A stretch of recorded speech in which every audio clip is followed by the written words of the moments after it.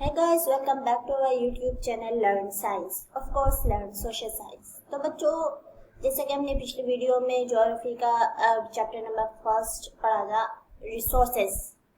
Hope so कि आपने उसको देख लिया होगा और बहुत अच्छे से समझ भी लिया होगा और कुछ पॉइंट्स जो मैंने आपको लिखाए थे उनको नोट डाउन भी कर लिया होगा अपनी नोटबुक में। तो बच्चों, आज हम चैप्टर 1 का पार्ट 2 पढ़ेंगे, रिसोर्सेस।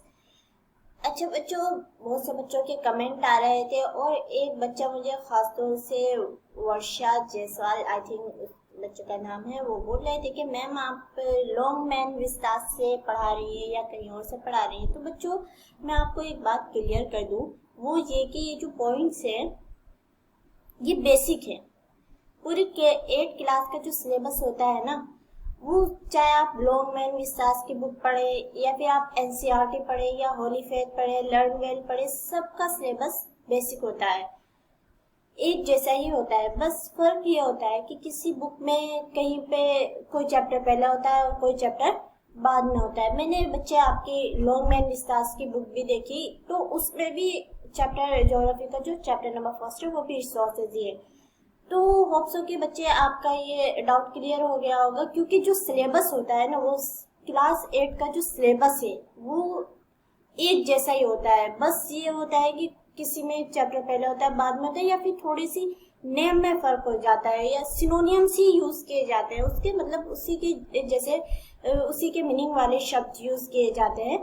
तो बस आपको परेशान नहीं होना है कि मैम किससे पढ़ा रही नहीं पढ़ा रही, बस आपको पढ़ना है और समझ लेना है। अगर आप रिसोर्सेज ही पढ़ते हैं तो आपको रिसोर्सेज में वो सारी बातें मालूम होनी चाहिए जो क्लास 8 के सिलेबस में, जो क्लास 8 के स्टूडेंट को जानना जरूरी है। आपका जो बेस हो वो बिल्कुल क्लियर हो। ओके बच्चे, समझ में आ गई आपको बात? तो चलिए हम स्टार्ट करते हैं पार्ट 2। तो हमने पिछली वीडियो में क्या क्या पढ़ लिया था? हमने पिछली वीडियो में टाइप्स ऑफ रिसोर्सेज पढ़ लिए थे कि रिसोर्सेज दो तरीके के होते हैं, एक नेचुरल, एक मैन मेड। नेचुरल वो होते हैं जो हमें कुदरत की तरफ से फ्री गिफ्ट मिलते हैं, मैन मेड वो होते हैं जो आदमियों द्वारा बनाए जाते हैं। तो अब हम इस वीडियो में इसको और ज्यादा नेचुरल को और मैन मेड को अलग अलग करके पढ़ेंगे। ओके, तो सबसे पहले हमारे सामने आता है natural resources. What is natural resources? Natural resources होती क्या है? जैसे कि मैंने आपको पहले बताया कि नेचुरल रिसोर्सेज वो होते हैं जो कुदरत की तरफ से हमें फ्रीली गिफ्ट किए जाते हैं और जिनको हम डायरेक्टली यूज करते हैं। जैसे कि फॉर एग्जांपल एप्पल ही था। अब हम एप्पल को ट्री से तोड़ते हैं और खा लेते हैं। ऐसा नहीं कि हम एप्पल को जो है हथौड़ी से मार पीट के कुछ और बनाते हैं फिर खाते हैं, ऐसा नहीं है, हम डायरेक्टली खा लेते हैं। तो ये फ्री गिफ्ट ऑफ नेचर हुआ, हमें इनकी रिस्पेक्ट करनी चाहिए। तो चलिए अपने स्क्रीन पे देख लेते हैं क्या क्या लिखा हुआ है। Resources that are drawn from nature and used without much modification are called natural resources। कि वैसे रिसोर्स जो कुदरत की तरफ से हमें दिए जाते हैं और हम उनका यूज करते हैं, उनका बिना ज्यादा उनको मॉडिफाई किए हुए, उनके अंदर ज्यादा बदलाव लाए बिना हम जिनका यूज करते हैं, वो क्या कहलाते हैं? नेचुरल रिसोर्सेज कहलाते हैं। For example the air we breathe, वो हवा जिसमें हम सांस लेते हैं। जाहिर सी बात है ना बच्चों की, जो हवा चलती है हम डायरेक्टली सांस लेते हैं ना, ऐसा नहीं कि हम हवा में पहले कुछ गैस वगैरह छोड़ते हैं फिर हम उसमें सांस लेते हैं, ऐसा तो नहीं होता ना, डायरेक्टली हम यूज करते हैं। तो ये एक नेचुरल रिसोर्स हुआ। The water in our reverse and lake, वो पानी जो हमारी नदियों तालाबों में है। द सोयल, मिट्टी, द मिनरल्स, वो खाद्य पदार्थ आर ऑल नेचुरल रिसोर्सेज, ये सभी नेचुरल रिसोर्स है। These are the free gift of nature and can be used directly। ये सारी चीजें जो है फ्री गिफ्ट ऑफ नेचर है और हम इनका डायरेक्टली इस्तेमाल कर सकते हैं। Tools and technology may be needed to use natural resources in the best possible way। जैसे कि बच्चा हमने पिछली वीडियो में भी पढ़ा था कि टेक्नोलॉजी भी एक रिसोर्स है। तो इसी तरह कभी कभी हमें टूल्स और टेक्नोलॉजी का इस्तेमाल करना पड़ता है नेचुरल रिसोर्स को बेस्ट वे में इस्तेमाल करने के लिए। फॉर एग्जांपल हम इसके बारे में आगे पढ़ेंगे, मैं अभी आपको बताऊंगी तो आपको ज्यादा समझ में नहीं आएगा, आगे हम स्टेप बाय स्टेप पढ़ेंगे। तो कभी कभी हमें टूल्स और टेक्नोलॉजी का भी इस्तेमाल करना पड़ता है कि नेचुरल रिसोर्स को अच्छे से इस्तेमाल करने के लिए और बेस्ट वे में इस्तेमाल करने के लिए। तो बच्चों नेचुरल रिसोर्सेज को जो है दो पार्ट में डिवाइड किया गया है, एक रिन्यूएबल रिसोर्सेज में और दूसरा नॉन रिन्यूएबल रिसोर्सेज में। तो बच्चों बेसिकली रिन्यूएबल रिसोर्स उनको कहते हैं जो है जिनका स्टॉक जो है अनलिमिटेड होता है और जो बहुत आसानी से रिप्लेनिश्ड हो जाते हैं, रिन्यूड हो जाते हैं। और नॉन रिन्यूएबल रिसोर्सेज उनको कहते हैं जिनका स्टॉक जो है वो लिमिटेड होता है। तो बच्चों चलिए इसी को पॉइंट वाइज पढ़ेंगे। इससे पहले मैं आपके सामने जो स्क्रीन पर दिख रहा होगा तो मैंने इसके आपके लिए एक छोटी सी एक्टिविटी रख दी कि जब आप इसको पढ़ लेंगे और पूरी तरीके से समझ लेंगे तो फिर आप अपने कॉपी पर जो है इसी तरह के दो कॉलम्स बनाइएगा और इसके बाद जो भी फोटो रिन्यूएबल रिसोर्सेज के लिए सही होगी उसको रिन्यूएबल रिसोर्सेज में उसका नाम लिखिएगा, जो नॉन रिन्यूएबल के लिए होगी वो नॉन रिन्यूएबल में लिखिएगा। और मुझे कमेंट करके जरूर बताइएगा कि आप में से कितने लोगों ने इस एक्सरसाइज को किया और आप में से कितने लोगों को ये चीज अच्छे से समझ में आई। ओके बच्चों, तो हम चलिए रिन्यूएबल एनर्जी यानी कि रिसोर्स को हम पॉइंट वाइज पढ़ना शुरू करते हैं। तो renewable resource are those which get renewed और रिप्लेनिश्ड क्विकली। तो बच्चों वही बात हो गई कि रिन्यूएबल रिसोर्स वो होते हैं जो कि आसानी से दोबारा पैदा हो जाते हैं और जिनकी भरपाई बहुत जल्दी हो जाती है। नंबर 2 पॉइंट पर आएंगे। Some of these are unlimited are not affected by human activities, for example wind and solar energy. उनमें से कुछ जो है वो जो है अनलिमिटेड होते हैं और ह्यूमन एक्टिविटीज का उन पर कोई फर्क नहीं पड़ता। फॉर एग्जाम्पल विंड है, हवा है। अब समझ लिए हवा में अगर हम 5-6 लोग सांस लेते हैं तो ऐसी तो बात नहीं है कि हवा कम पड़ जाएगी या कुछ और हो जाएगा। और इसी तरह सोलर एनर्जी यानी कि सूरज की रोशनी, अगर ऐसा तो बिल्कुल नहीं है ना बच्चों के सूरज जोर से चमकेगा तो अगले दिन उसके पास चमकने के लिए उसकी बैटरी कम हो जाएगी या कुछ और हो जाएगा। तो ऐसी बात नहीं, ये सारी वो चीजें होती हैं जो अनलिमिटेड हैं, जो कुदरत ने हमें दी हैं और ये अनलिमिटेड है। नंबर 3 पॉइंट आता है हमारे पास। But careless use of certain renewable resources like water, soil and forest can affect their stock.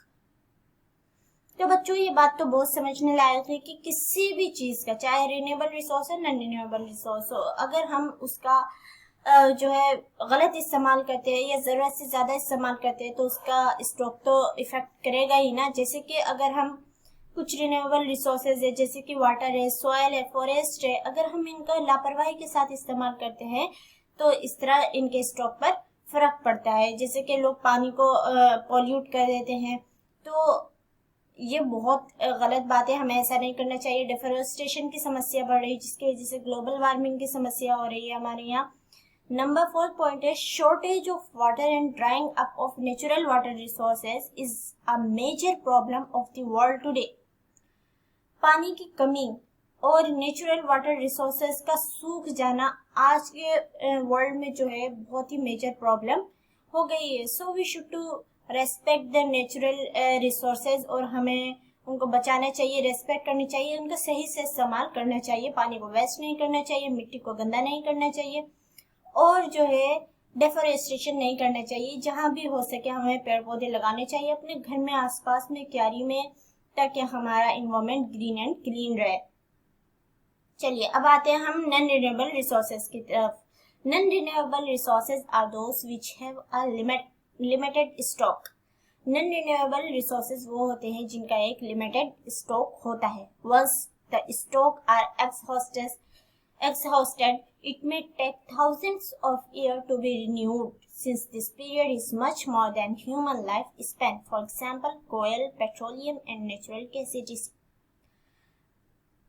ये जो होते हैं नॉन रिन्यूएबल रिसोर्स, अगर ये एक बार खत्म हो जाते हैं, इनका स्टॉक लिमिटेड होता है, अगर ये एक बार खत्म हो जाते हैं तो ये दोबारा बनने के लिए थाउजेंड्स ऑफ इयर्स लेते हैं, हजारों साल इनको लग जाते हैं दोबारा पैदा होने में, दोबारा बनने में, जो कि एक ह्यूमन लाइफ स्पेन से तो बहुत ही ज्यादा है। जैसे कि फॉर एग्जांपल कोयल है, पेट्रोलियम है, नेचुरल गैस है, अगर कोयल और पेट्रोलियम एक बार खत्म हो जाए तो इनको दोबारा बनने के लिए हजारों साल लग जाएंगे। सो हमें इनका बहुत जो है केयर के साथ, इनकी बहुत हिफाजत करते हुए इनका इस्तेमाल करना चाहिए। हमें फालतू इस्तेमाल नहीं करना चाहिए, इनको वेस्ट नहीं करना चाहिए। ओके बच्चों, अब नंबर 4 पॉइंट आता है। और ये आपके लिए बहुत समझने वाला पॉइंट है। The distribution of natural resources depends upon number of physical factors like terrain, climate and altitude. अब जो नेचुरल रिसोर्सेज ये पाए जाते हैं, चाहे वो रिन्यूएबल हो या नॉन रिन्यूएबल हो, वो जो है हर जगह नहीं पाए जाते, हर जगह नहीं मिलते। वो जो है इनका जो डिस्ट्रीब्यूशन है वो जो है डिपेंड करता है फिजिकल फैक्टर्स पे, भौतिक फैक्टर्स पे। फॉर एग्जांपल बच्चों, आपने देखा होगा ऐसा नहीं है कि पेट्रोल पूरे इंडिया में ही मिलता है और या फिर पूरे वर्ल्ड में ही पेट्रोल मिलता है, कोयला भी हर जगह मिलता है, नहीं। इनके लिए एक इनको सही इन्वायरमेंट चाहिए और जो इनके मतलब इनको फलने फूलने के लिए, इनको बनने के लिए जो सही परिस्थिति होनी चाहिए वो सारी होनी चाहिए। वो सारी जहाँ मिलती हैं, जहाँ पाई जाती हैं, वहीं पर ये सारी चीजें पाई जाती हैं। तो जो डिस्ट्रीब्यूशन ऑफ नेचुरल रिसोर्सेज है वो डिपेंड करता है फिजिकल फैक्टर्स पे, जैसे कि इलाके, टेरेन मतलब इलाके, क्लाइमेट, वहाँ की आबोहवा कैसी है, वहाँ का जलवायु कैसा है, एल्टीट्यूड और ऊंचाई वगैरह पर भी डिपेंड करता है। तो चलिए बच्चों, होप्स हो कि आपने नेचुरल रिसोर्सेज को अच्छे से समझ लिया होगा। नेचुरल रिसोर्सेज में renewable and non renewable resources को भी अच्छे से समझ लिया होगा। तो चलिए आगे चलते हैं। आगे है हमारे पास, तो हमने बेसिकली दो पढ़ा था ना कि रिसोर्सेज को बेसिकली दो क्लासेस में क्लासिफाइड किया गया है, एक नेचुरल रिसोर्सेज, दूसरा ह्यूमन मेड रिसोर्सेज में। तो चलिए अब हम ह्यूमन मेड रिसोर्सेज पढ़ते हैं। तो हमारे पास पॉइंट नंबर 1 है ह्यूमन मेड रिसोर्सेज। वैसे उनको कहते हैं जो ह्यूमंस के जरिए से बनाए जाते हैं, ह्यूमन द्वारा बनाए जाते हैं। नंबर फर्स्ट पॉइंट है sometime natural substances become resource when their original form has been changed. कभी कभी ऐसा होता है कि नेचुरल जो सब्सटेंस होते हैं, नेचुरल जो पदार्थ होते हैं, वो उस वक्त हमारे लिए रिसोर्स बनते हैं जब हम उनका ओरिजिनल फॉर्म चेंज कर देते हैं। फॉर एग्जाम्पल, अब हम इसको एग्जाम्पल के जरिए से समझेंगे। Iron ore was not a resource until people learn to extract iron from it. कि आयरन और जो है वो हमारे लिए रिसोर्स नहीं था जब तक कि पीपल ने उसके अंदर से आयरन को निकालना नहीं सीख लिया। यानी आयरन और, आप जानते होंगे, आपने साइंस में पढ़ा होगा कि जब आयरन निकलता है, मिट्टी में से आयरन को निकालते तो उसके साथ बहुत सारी गंदगी और दूसरे मेटल्स जो है, और जो है ह्यूमिडिटी और दूसरे मेटल्स, अलग अलग चीजें उसके साथ में निकलती हैं जो कि वेस्ट होती हैं।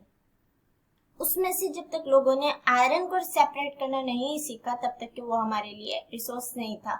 तो इसीलिए कभी कभी क्या होता है, नेचुरल रिसोर्सेज को यूज करने के लिए, और ये नेचुरल चीजें उस वक्त हमारे लिए रिसोर्स बनती है जब उनके ओरिजिनल फॉर्म चेंज की जाती है। नंबर थर्ड पॉइंट है people use natural resources to make building, bridges, road, machinery and vehicles which are known as human made resources. लोग जो है नेचुरल रिसोर्सेज को जो है इस्तेमाल करते हैं, नेचुरल रिसोर्सेज का इस्तेमाल करते हैं बिल्डिंग्स बनाने में, ब्रिजेस बनाने में, रोड, मशीनरी एंड व्हीकल्स बनाने में, जो उसके सारी चीजें ह्यूमन मेड रिसोर्स के नाम से जानी जाती हैं। तो बच्चों, आई थिंक कि आप इसमें थोड़ा कंफ्यूज किए होंगे। वो ये कि ये ऊपर वाली आपको यहाँ ऊपर से रिलेट है कि कभी कभी हमें के नेचुरल चीजें हमारे लिए रिसोर्स उस वक्त बनती है जब उसको ह्यूमन द्वारा उसकी फॉर्म चेंज की जाती है। तो इसी तरह बिल्डिंग्स में जो हम रॉ मटेरियल जो हम यूज करते हैं, तो वो क्या होती हैं, वो नेचुरल होती हैं। और जब हम उसकी बिल्डिंग, ब्रिजेस, रोड बना देते हैं तो वो क्या हो जाती है, ह्यूमन मेड हो जाती है। तो इसका मतलब ये है कि कभी कभी हमारे पास जो हमें नेचुरल रिसोर्स को चेंज करना पड़ता है, ताकि वो नेचुरल सब्सटेंसेस को चेंज करना पड़ता है ताकि वो हमारे लिए एक रिसोर्स बन सके। अच्छा, नंबर 4 पॉइंट हम पढ़ेंगे, technology is also human made resource. Technology भी एक ह्यूमन मेड रिसोर्स है। टेक्नोलॉजी आज के टाइम में हम सब टेक्नोलॉजी के महत्व को, उसकी इम्पोर्टेंस को जानते हैं। आज की तो पूरा वर्ल्ड ही डिजिटल हो गया है। तो चलिए बच्चों, हमने ह्यूमन मेड रिसोर्सेज को जाना। अब हम इसमें एक अलग से मैंने आपके लिए पॉइंट बनाया है, वो ये है कि जो कि बहुत समझने लायक पॉइंट है, बच्चे अक्सर इसमें कंफ्यूज कर जाते हैं। वो है कि ह्यूमन मेड रिसोर्सेज में ह्यूमन भी खुद एक रिसोर्स है। जैसे कि हमारी हेडिंग के ह्यूमन रिसोर्सेज, आदमी जो है खुद में एक रिसोर्स है। पीपल आर ह्यूमन रिसोर्सेज, लोग जो हैं वो ह्यूमन रिसोर्स होते हैं। जो हमारे पास पॉइंट नंबर 1 है, people can make the best use of nature to create more resources when they have the knowledge, skill and the technology to do so. People जो है किसी भी जो है नेचुरल रिसोर्स का जो है बेस्ट वे जो है उसका इस्तेमाल करने का बेस्ट वे बना सकते हैं, और जो है और रिसोर्सेज पैदा कर सकते हैं जब उनके पास नॉलेज होती है, स्किल होती है, और जो है टेक्नोलॉजी का इस्तेमाल करते हुए। यानी कि पीपल खुद में एक रिसोर्स है। जैसे कि हमने फर्स्ट वीडियो में पढ़ा था कि लोगों की इन्वेंशन के ह्यूमन बीइंग की एक इन्वेंशन से हजारों इन्वेंशन बनती हैं। उसकी एक डिस्कवरी से, अगर फॉर एग्जांपल जैसे कि आग को डिस्कवर किया था, उन्होंने सिर्फ एक सिंपल आग को डिस्कवर किया और उस आग से हजार मोर जो है नए रिसोर्सेस पैदा हुए। Education and help in making people a valuable resource. किसी भी इंसान के एजुकेशन और उसकी सेहत और उसका स्वास्थ्य जो है लोगों को एक वैल्यूएबल रिसोर्स बनाता है। जरूरी है कि ह्यूमन अच्छा अगर रिसोर्स बने तो उसका एजुकेशन जो उसका पढ़ा लिखा होना जरूरी है, उसका सेहतमंद होना जरूरी है।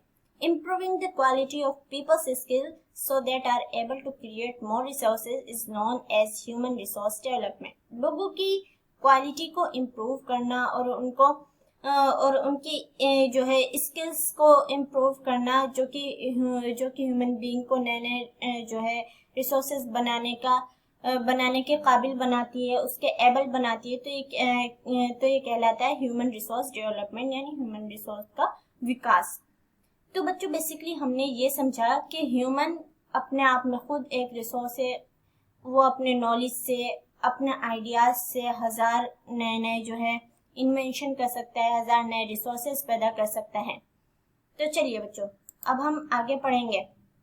तो अब तक के हम लोगों ने रिसोर्सेज के बारे में पढ़ा कि रिसोर्सेज दो तरीके के होते हैं। नेचुरल रिसोर्स में भी नेचुरल रिसोर्सेज को दो भागों में बांटा गया है। Renewable and non renewable resources में रिसोर्सेज होते क्या है ये सब पढ़ लिया। अब ये सब पढ़ने के बाद हमारे पास जो हमारा लास्ट टॉपिक है वो क्या है, कंजर्विंग रिसोर्सेज, यानी रिसोर्सेज को बचाइए, रिसोर्सेज की सुरक्षा करना। Using resources carefully and giving them time to get renewed is called resources conservation. Resources को केयरफुली यूज करना और उनको दोबारा बनने के लिए, उनकी दोबारा भरपाई करने के लिए उनको टाइम देना क्या कहलाता है, resource conservation. Balancing the need to use resources and also conserve them for the future is called sustainable development. अपनी नीड को बैलेंस करना और रिसोर्सेज को यूज करना और उनको कंजर्व और उनको फ्यूचर के लिए कंजर्व करना क्या कहलाता है, सस्टेनेबल डेवलपमेंट, यानी सतत विकास। सतत विकास मतलब कंटिन्यूअस विकास। इसका मतलब बच्चों ये हुआ कि अपनी नीड को बैलेंस करना, यानी कि हमें कोई भी चीज जो है हद में इस्तेमाल करनी चाहिए। फॉर एग्जाम्पल हम पानी यूज करते हैं, अब इसका मतलब ये नहीं कि सारा पानी हम ही यूज कर जाए, हमें पानी को बचा के इस्तेमाल करना चाहिए। फ्यूचर के लिए भी उसको कंजर्व होने के लिए टाइम देना चाहिए, फ्यूचर के लिए बचाना चाहिए। तो इसी तरह जो हम इसको बचाते हैं, फ्यूचर के लिए रखते हैं, तो ये क्या कहलाता है, सस्टेनेबल डेवलपमेंट। यानी कि पीछे से चीजें बन भी रही हैं, सब लोग इस्तेमाल भी कर रहे हैं, तो ये सतत विकास कहलाता है, यानी कंटिन्यूअस विकास होता जा रहा है। There are many ways of conserving resources. Each person can contribute by reducing consumption, recycling and reusing things. अब रिसोर्सेज को कंजर्व करने के बहुत सारे तरीके हैं। हर बंदा इसमें कंट्रीब्यूट कर सकता है, पर्सनली, इंडिविजुअल, हर बंदा जो है इसमें जो है एवरी इंडिविजुअल जो है इसमें कंट्रीब्यूट कर सकता है। अपनी ज़रूरतों को थोड़ी हद में रख के, थोड़ी सी बस उन्हीं कामों को करना चाहिए, उन्हीं चीज़ों के लिए पानी का इस्तेमाल करें जो हमारे लिए बहुत ज़रूरी है। फालतू चीज़ों के लिए पानी का इस्तेमाल नहीं करना चाहिए। दूसरी भी चीज़ों का पानी का क्या वो सारी चीज़ें हैं, जैसे सॉयल है, अब बिलाव जो उसमें केमिकल्स नहीं डालने चाहिए। फॉरेस्ट है, अपनी जैसे पेड़ों से हमें पेपर्स मिलते हैं, अगर हम पेपर्स को रीयूज करें, रिसाइकल करें। कभी कभी ऐसा होता है, मैं आपको एक बहुत बेसिक सी एग्जांपल देती हूँ। आप बच्चे जो है क्या करते हैं, जैसे आप लोगों ने क्लास 7 में एक मोटी सी नोटबुक खरीद ली। अब क्या है कि वो पूरी क्लास 7 में भरी नहीं नोटबुक, और क्लास 8 में बच्चे क्या करते हैं, उस नोटबुक को फेंक देते हैं, उसको यूज नहीं करते हैं, और जो उसमें जो खाली पेजेस हैं उनको भी फेंक देते हैं और क्लास 8 के लिए न्यू नोटबुक ले आते हैं। तो हमें ऐसा नहीं करना चाहिए। हम उस नोटबुक को जो है rough as a rough use कर सकते हैं, या फिर अगर हम उसका 2 पोर्शन अगर वो हो सके तो कर सकते हैं। तो इस तरह हमें अपने इन्वायरमेंट को भी सेव कर रहे हैं और हम इस तरह रिसोर्सेज को भी कंजर्व कर रहे हैं। तो हमें ऐसा करना चाहिए, ऐसे नोटबुक्स को फेंक नहीं देना चाहिए, उसको कोई ना कोई इस्तेमाल में लेकर आना चाहिए। समझे बच्चों? इसी को कहते हैं रिसाइकल करना, चीजों को दोबारा इस्तेमाल करना। Ultimately it makes a difference because the future of our planet and its people is linked with our ability to maintain and preserve the life support system that nature provides. तो ऐसा करने से क्या है कि जरूर न जरूर एक फर्क जरूर पड़ेगा, क्योंकि जो हमारे प्लेनेट का फ्यूचर है और जो इस पर रहने वाले पीपल हैं वो आपस में लिंक्ड हैं। हम जितना चीज़ों को मेंटेन करेंगे, जितनी हमारी मेंटेन करने की एबिलिटी होगी और जितना हम जो है लाइफ सपोर्ट सिस्टम को प्रिजर्व करेंगे जो कि नेचर ने हमें प्रोवाइड किया है, उतना ही हमारा प्लेनेट ज़्यादा दिनों तक बाकी रहेगा और हमारी जो इन्वायरमेंट है ज़्यादा दिनों तक सेफ रहेगी। तो बच्चों आज से हम लोग ये अहद ज़रूर करना चाहेंगे कि हम रिसोर्सेज को कंजर्व करेंगे, चीज़ों को वेस्ट नहीं करेंगे। मैंने आपके लिए बहुत ही अच्छी सी एक जो है एग्जाम्पल दिया आपकी कॉपीज़ को लेकर, तो आप ऐसा ज़रूर करेंगे, उस कॉपी को यूज़ ज़रूर करेंगे। तो चलिए बच्चों चलते हैं नेक्स्ट। अब नेक्स्ट में क्या है कि यहाँ पर कुछ ड्यूटीज दे दी गई हैं जिन पर आपको और मुझे तो करना ही है और आपको भी जरूर इन पर अमल करना है। और ड्यूटी हमारा फर्स्ट बनता है फॉर सस्टेनेबल डेवलपमेंट, सतत विकास के लिए यानी कंटिन्यूअस डेवलपमेंट के लिए जो है हमारी ये जितनी चीजें नीचे लिखे हुए, जितने पॉइंट्स लिखे हुए हैं, इन पर अमल करना, इनको अपनी जिंदगी में लागू करना हमारा फर्ज बनता है। Number first, respect and care for all form of life. Number 2, improve the quality of human life. Number third, conserve the earth's vitality and diversity. Number 4, minimize the depletion of natural resources. Number 5, change personal attitude and practices towards the environment. Number 6, enable communities to care for their own environment. तो hope so कि बच्चों आप इसको समझ रहे हैं और आप इन पर जरूर अमल करेंगे as a student, as a इस अर्थ का निवासी। जरूरी है आपके लिए। सो बच्चों होप सो कि आपको सारी चीज़ें समझ में भी आ गई होंगी। इसके लिए भी मैं उम्मीद करती हूँ आपने बहुत अच्छे से रिसोर्सेज को समझ लिया। रिसोर्सेज क्या होते हैं, रिसोर्सेज चीज़ें रिसोर्स बनती कैसे हैं, और जो है रिसोर्सेज कितने प्रकार के होते हैं। नेचुरल होते हैं, नेचुरल में भी 2 तरीके के होते हैं, और जो है ह्यूमन मेड रिसोर्सेज को पढ़ लिया और ये भी पढ़ा कि ह्यूमन खुद एक रिसोर्स है, उसके आइडियाज़, उसकी नॉलेज जो है वो 1000 नए रिसोर्सेज पैदा करती है। कंजर्विंग रिसोर्सेज पढ़ लिया, रिसोर्सेज को हमें कैसे कंजर्व करना है। हमारी जो ड्यूटीज़ हैं वो आपके सामने है, वो आप पढ़ रहे हैं, अच्छे से देख रहे हैं।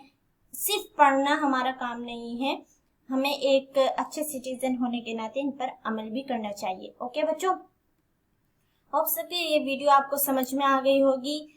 तो हमारे चैनल को सब्सक्राइब कीजिए, लर्न साइंस को सब्सक्राइब कीजिए, वीडियो को लाइक कीजिए और अपने क्लास 8 के फ्रेंड के साथ जरूर शेयर कीजिए। उनको भी बताइए कि लर्न साइंस पर सोशल साइंस भी पढ़ाई जा रही है, ताकि वो साइंस और सोशल साइंस दोनों आराम से ही कवर कर लें।